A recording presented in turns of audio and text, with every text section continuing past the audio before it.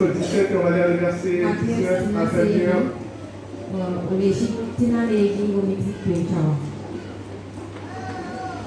Alors les disciples s'approchèrent de Jésus et lui dirent, en particulier, pourquoi n'avons-nous pas pu chasser ce démon? C'est à cause de votre incrédulité, leur dit Jésus. Je vous le dis en vérité, si vous avez de la foi comme un grain de sénévé, vous diriez à cette montagne, transporte-toi d'ici là, et elle se transporterait, rien ne vous serait impossible. Mais cette sorte de démon ne sort que par la prière et par le jeûne. Ici, on a un exemple des apôtres, hein, c'est ce qui ont marché avec Jésus. Ils ont donc essayé de guérir ce jeune homme hein, qui était pris dans différentes mouvements. La Bible dira qu'il parfois ils vont se jeter dans l'eau, se jeter dans le feu. Et donc ces apôtres-là, en fait, ceux qui pouvaient, comme d'habitude, sont dit on va prier pour toi. Jésus nous a donné l'autorité, Jésus nous a donné la puissance. Et donc on va prier pour toi, pour que tu puisses être guéri. Et donc ils ont prié, et quand ils ont commencé à prier, ils ont pas eu la réaction qu'ils pensaient avoir. Quand ils faisaient peut-être la prière, là le démon a réagi encore fortement. Et là, les apôtres étaient perdus malheureusement à partir de ce moment. Et donc les apôtres n'ont pas réussi à un moment à chasser un démon. Et ils vont donc humblement se rapprocher de Jésus et lui dire pourquoi. Et Jésus leur répondra, c'est à cause de votre incrédulité.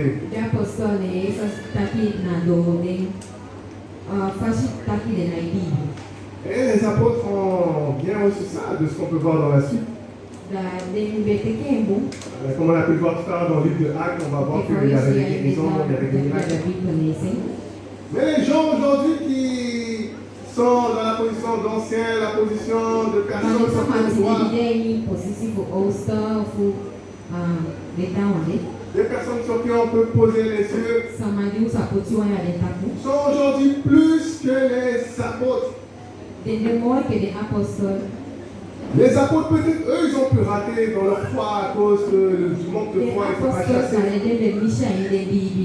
Mais eux, aujourd'hui, quand tu vas essayer de reprocher quelque chose, ils vont donc dire, non, c'est pas comme ça. Si moi j'ai prié, et Dieu ne l'a pas fait, c'est que Dieu ne voulait pas. Je suis plus que les apôtres. Oui, eux, ils peuvent rater, mais moi, non, moi je ne rate pas. On va voir dans Marc 11. Un deuxième verset que vous pouvez bien connaître, mémoriser. Marc 11. Marc 11, chapitre 20, verset 23 et 24. Et donc ici c'est Jésus qui parlera juste après avoir maudit le figuier.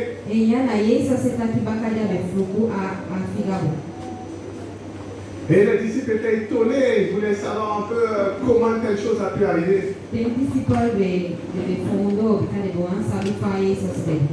Et Jésus donnera ici la recette, comment obtenir des choses dans la foi.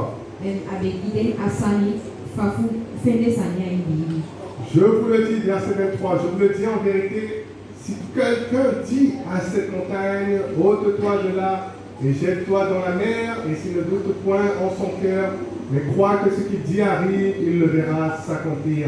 C'est pourquoi je vous dis tout ce que vous demanderez en priant, croyez que vous l'avez reçu, et vous le verrez s'accomplir. Et donc ici, Jésus dira que si tu veux obtenir le miracle, obtenir la guérison,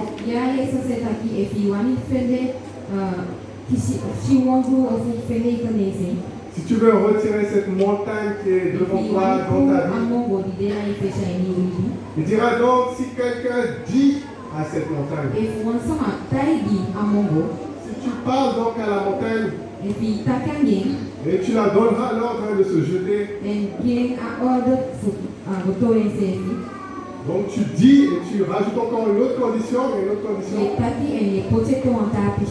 Il dira ici ne point douter dans son cœur, mais croire que ce qui dit arrive. La Bible dira que tu auras ce que tu as demandé. La recette est simple, hein? Tu le dis et tu le crois. Tu dis à la montagne hein, et tu le crois. Et la Bible dira que tu auras le miracle. Mais comme je dis aujourd'hui, ça a encore changé. Les gens aujourd'hui, au lieu de parler à la maladie, de parler au problème, au lieu qu'ils chassent la maladie comme Jésus a dit, chasse-le. Quand Jésus était fâché, il a vu que les disciples ne pouvaient pas le chasser.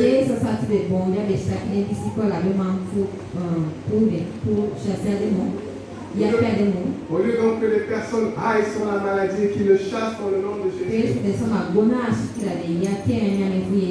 Comme je disais aujourd'hui, on a des super apôtres.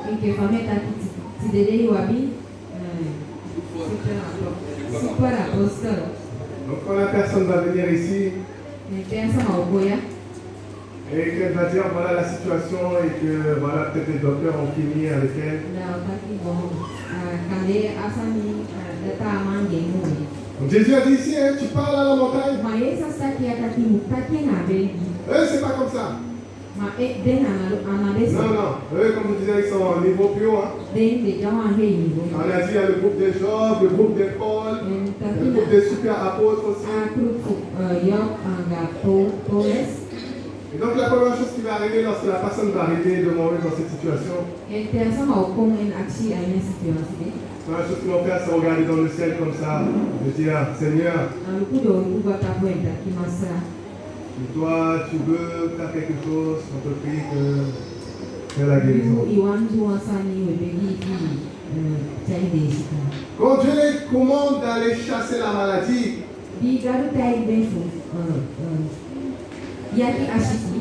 eux, qu'est-ce qu'ils font? Eux retournent et vont commander Dieu pour faire quelque chose.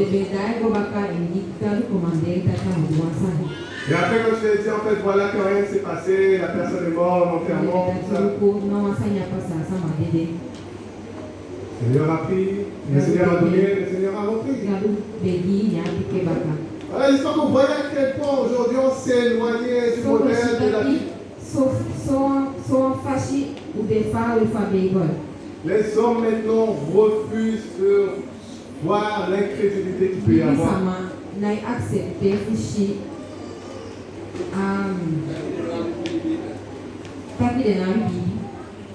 Et donc, qu'est-ce qu'ils vont faire? Ils vont à chaque fois essayer de s'habiller avec différents versets pour essayer de faire passer la chose.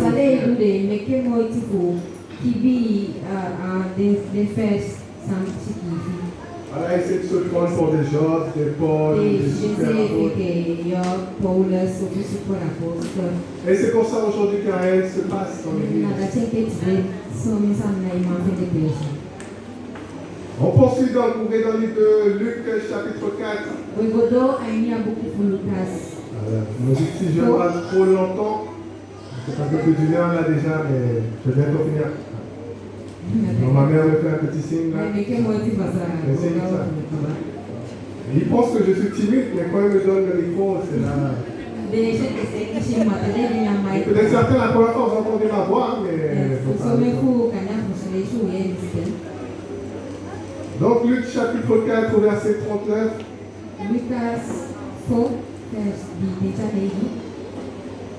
Ici, on parle donc à nouveau, on retourne un peu sur la même histoire, on parle ici de la guérison de la belle-mère de Pierre.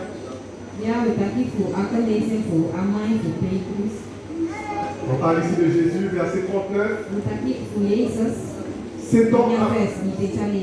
S'étant penché sur elle, il menaça la fièvre, et la fièvre la quitta. À l'instant, elle se leva et elle servit. Et donc ici, la Bible dira que Jésus donc s'est penché sur la belle-mère.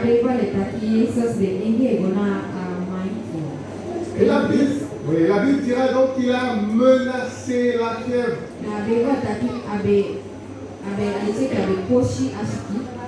Et Jésus va donc prendre autorité comme ça sur la maladie. Et aujourd'hui, comme je disais avec les super apôtres qu'on a, eux se contentent tout simplement de regarder en haut dans le ciel. Et que si Dieu va le faire, il va le faire. Et les gens ont perdu aujourd'hui malheureusement. Ils ont perdu la capacité de menacer les choses, de prendre autorité. Mais ça ne nous étonne pas, comme je disais, ils sont super apôtres. Jésus prend le temps de menacer la fièvre. Mais eux, ils sont tellement hauts que c'est pas la peine. Ils regardent seulement au ciel et Dieu va le faire. On ouvre dans Matthieu chapitre 9. Un autre exemple à nouveau où on voit le fait de prendre autorité sur la maladie. Matthieu 9, chapitre 25.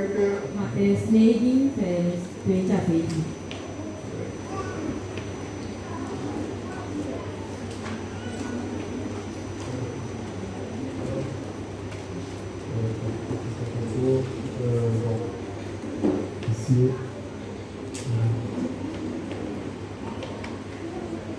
Bon, ça c'est peut-être ok, bon, peut-être la version française. Désolé, peut-être ça ne sort pas trop dans la version française pour ce verset-là.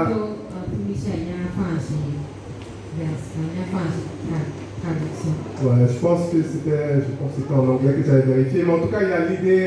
Ouais, si ça ne ressort pas, désolé. Voilà, mais ici la Bible dira qu'il prendra donc la main de la jeune fille. Et la jeune fille va se lever. Ici on parle ici du cas d'une résurrection. Et voilà, je cherchais l'idée de menacer, mais bon c'est pas grave, on va supposer on va prendre un autre verset à nouveau. C'est pas grave, on continue. Luc chapitre 13. Luc chapitre 13 et au verset 16.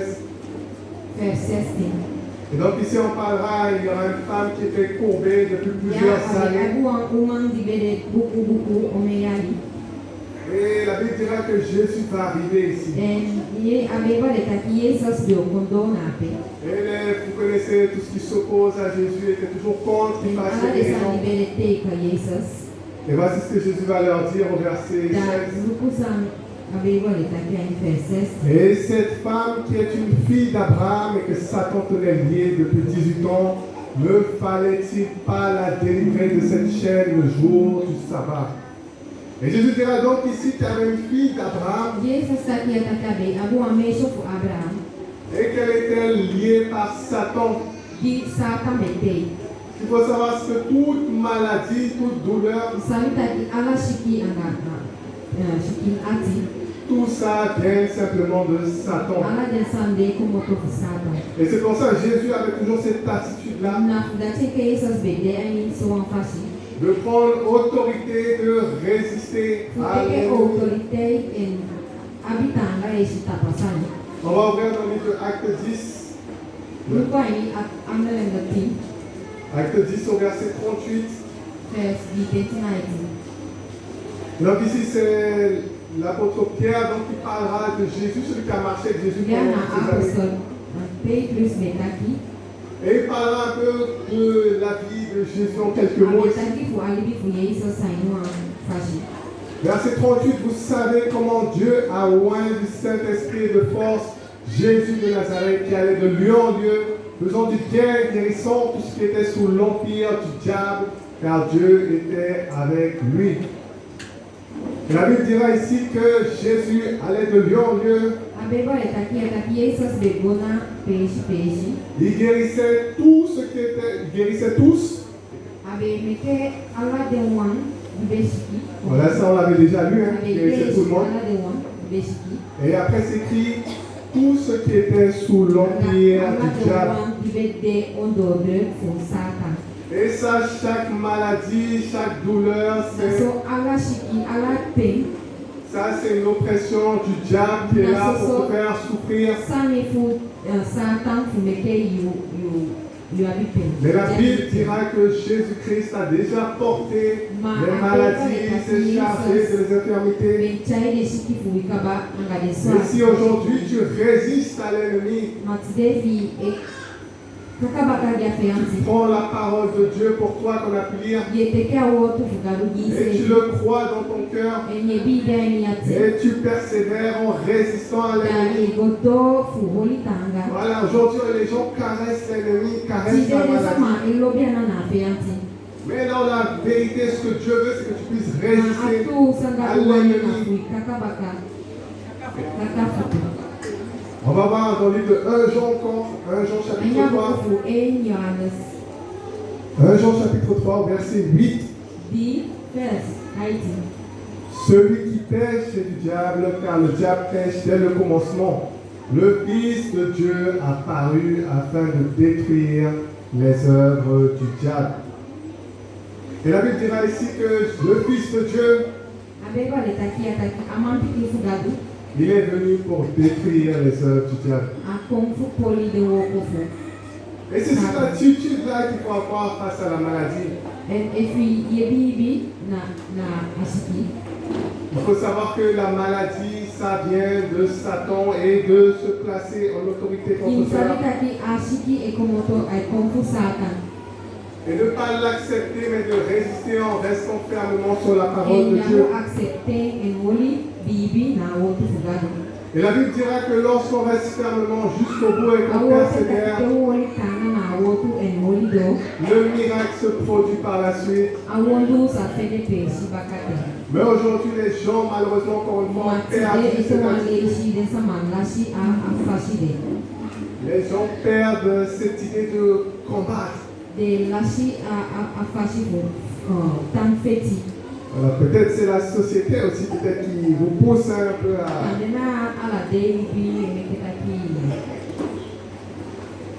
quand je parlais, moi je travaille avec la jeunesse, hein, donc je demandais même à une fille, je disais, mais dis-moi, c'est quoi ton orientation?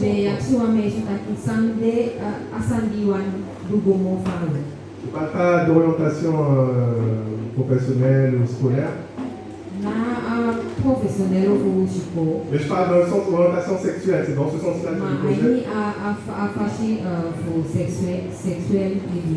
ne me demande pas pourquoi je viens poser cette question-là. Voilà, ça va grandissant de plus en plus aujourd'hui, l'homosexualité. Et donc je lui ai demandé ça, je lui ai dit quelle est ton orientation?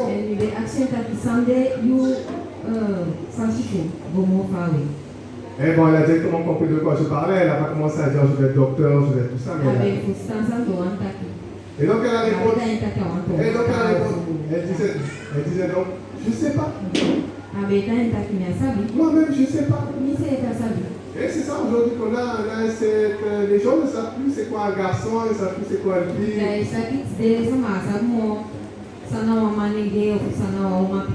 Et là, les gens ne savent pas c'est quoi combattre, les gens sont juste habitués à rester. Voilà, ressemble à une fille, ressemble à une femme, c'est ça qu'ils aiment bien. Voilà, donc si peut-être toi aujourd'hui tu es un petit peu femmelette, hein. Voilà, tu peux passer à Mayotte, hein, on va régler tout ça rapidement. On va te faire passer un entraînement commando à Mayotte. Voilà, à Mayotte, tu comprends, là-bas c'est une autre vie, donc là-bas tu apprends, moi ça c'est une des bonnes choses, hein, tu apprends quand même à résister. Voilà, et ça c'est ce qu'on a besoin à nouveau. Pas pour aller forcément se battre contre les voyous, d'aller les tuer, d'aller prendre les machins, tout ça. Mais faire le vrai combat qu'il faut, et ça c'est le combat spirituel. Et la maladie, toutes ces douleurs, ça c'est l'ennemi. Et si tu résistes par la foi, maintenant la maladie doit disparaître.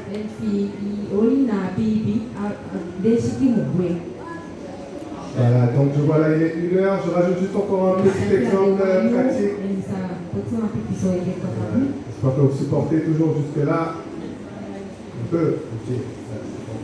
Donc comme je disais, ça c'est une puissance donc, qui existe, la puissance de la guérison. Et ça existait depuis toujours. Et la Bible dira maintenant qu'on peut maintenant accéder à cette puissance de guérison pour chacun d'entre nous. On peut accéder, on peut maintenant avoir la guérison, chacun d'entre nous. On peut maintenant utiliser cette puissance-là pour avoir un corps guéri. S'il y a une seule chose à faire, c'est la foi seulement. Alors, je n'ai pas le temps d'aller dans tous les exemples. Mais la Bible dira souvent ce que Jésus dira. C'est ta foi qui t'a guéri. Il n'a pas dit c'est ma foi, je suis fils de Dieu. Mais il a dit c'est ta foi qui t'a guéri. Et donc cette puissance-là, elle est présente au milieu de nous. Vous connaissez le Saint-Esprit, hein? Le Saint-Esprit est là, il y a une puissance qui est là. Voilà, capable de manifester des grandes choses. Mais il y a une condition. Et on a pu lire dans Marc 11, verset 23-24.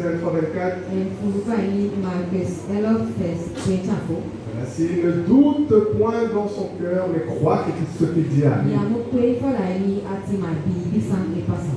Et l'exemple, le meilleur exemple pour comparer un peu ça, c'est l'exemple avec l'électricité. Je ne sais pas s'il y a s'il y a un électricien là parmi nous. Il est, voilà. Je sais qu'il est là. Donc l'électricité, c'est ce qu'on utilise tout le temps.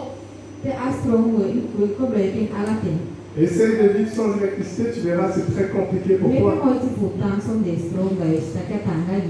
Voilà, mais je pense que l'électricien, ça fait combien de temps qu'on utilise l'électricité? Ça fait combien de temps?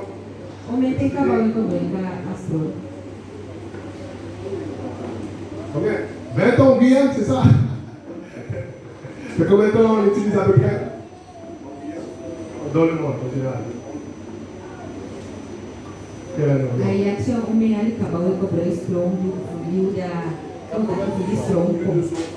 Plus de 100 ans, il dira, super. On va donc prendre un petit peu d'histoire rapidement, l'histoire un peu de l'électricité.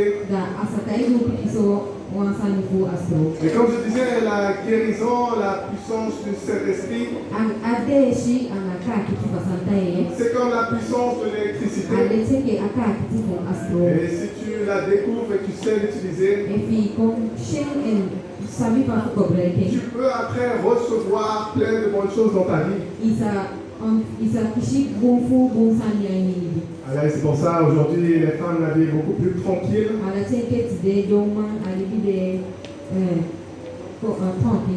Voilà, tu as donc maintenant la machine à laver. La nuit, tu peux continuer avec la lumière, tu as toutes les choses que tu utilises, la cuisine que tu utilises, tout est l'électricité. Mais les gens n'ont pas toujours vécu comme cela. Mais les gens, ils ont commencé à découvrir cette puissance, ils l'ont étudiée.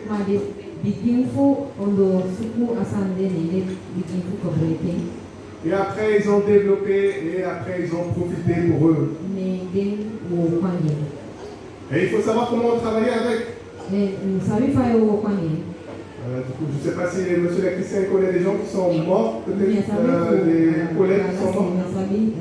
Si tu en connais. Collègues morts au boulot, non?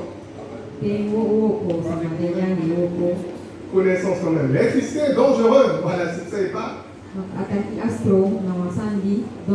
Voilà, on avait eu aussi, nous, un des voisins l'électricité, il a fait une mauvaise manie, je sais pas pourquoi, et ça ne pardonne pas, shooter direct. Donc c'est une puissance qui peut faire du mal, mais qui peut aussi faire du bien sans s'utiliser. Petite histoire d'électricité rapidement. Je crois qu'il y a des personnes ici qui sont intelligentes, du coup c'est bien, on va écrire. Du coup, ça, le mois par mois d'électricité, monsieur l'électricien, tu m'arrêtes si je dis n'importe quoi, mais d'après EDF, hein, je suis allé voir sur le site d'EDF même, c'est ce qu'ils disent. Ils diront donc que le mot électricité même a commencé en 1600.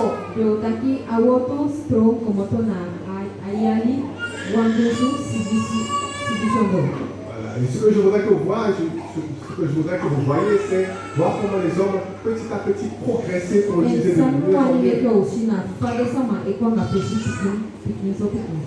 Donc 1600 l'électricité. 1799 l'invention de la pile.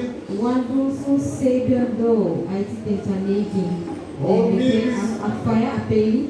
1822 après, c'est là maintenant qu'on commence à découvrir le premier moteur rotatif.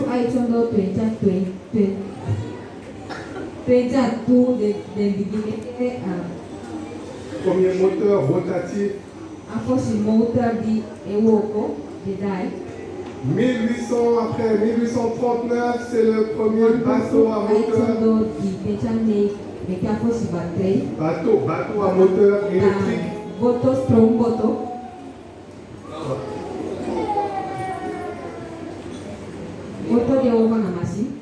Voilà, premier bateau à moteur électrique. Quelque chose voilà, quelque chose que vous utilisez un peu plus maintenant. 1876.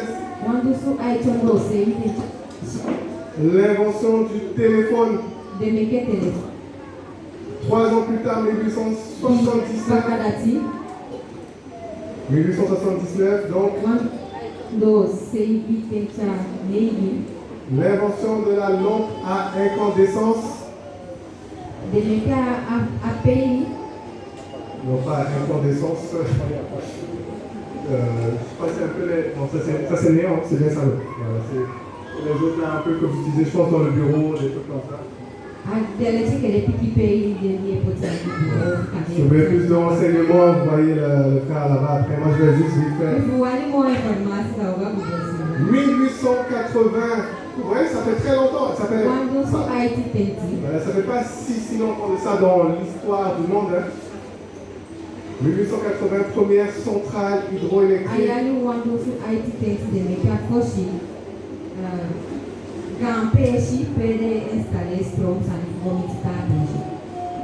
1890. Alors pour ceux qui ont pu aller un peu à Lyon ou à Paris, première ligne de métro électrique.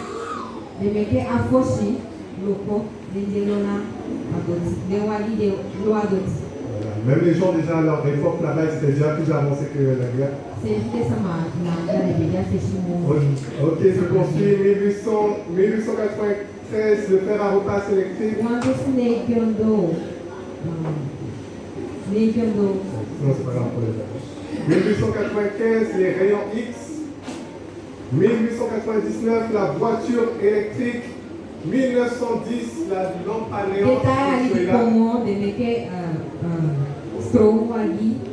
8 avril 1946, c'est là quand ils vont inventer EDF qui va se mettre en place. 1958, ils ont la première invention du pacemaker. Pour le faire tout ça. 1963, maintenant, la centrale nucléaire est inventée.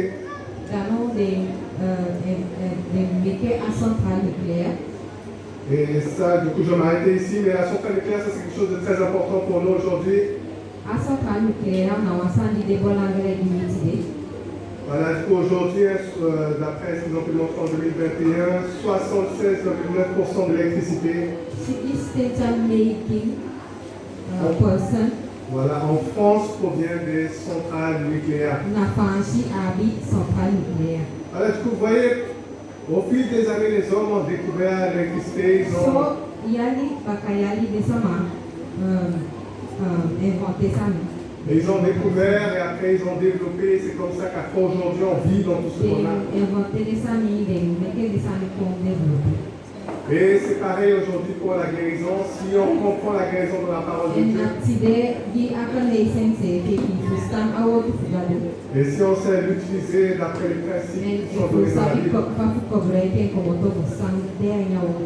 la Bible dira que nous aussi mettons pour recevoir la guérison, les signes et les prodiges. Voilà, je vais m'arrêter là avant que ça fasse.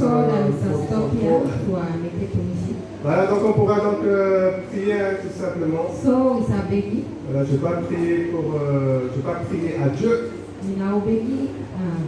Mais je peux prier avec toi si toi tu crois aujourd'hui dans ce que la parole de Dieu a dit dans la guérison.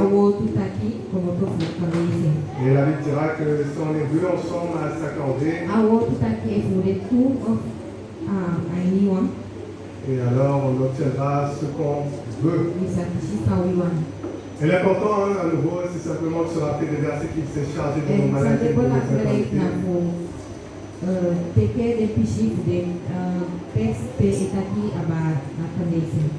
Et si tu crois simplement en ça, tu peux recevoir la guérison. Voilà, là où tu es, tu peux recevoir la guérison. Voilà, je ne vais pas sortir ma veste non plus pour frapper quelqu'un et lui donner la guérison. Voilà, je ne te dis pas non plus de mettre de l'argent pour recevoir la guérison aujourd'hui. Mais là où tu es, tu peux donc recevoir la guérison si tu crois. Ok, donc nous pourrons donc prier alors le Seigneur. Je te remercie encore pour ta parole, merci encore pour... Merci encore Dieu que tu ne nous laisses pas orphelins, mais tu nous donnes ta parole pour nous guider. Et tu nous montres aujourd'hui qu'on peut recevoir la guérison par la foi. Parce que tu t'es déjà chargé de nos maladies, de nos infirmités. Et donc pour tous ceux qui croient maintenant à ce message, voilà, qui croient que Jésus s'est chargé de toutes ces maladies. Je crois maintenant que toute maladie, toute douleur puisse sortir maintenant dans le nom de Jésus. De ce corps, que ce corps puisse être un instrument glorieux entre les mains du Seigneur.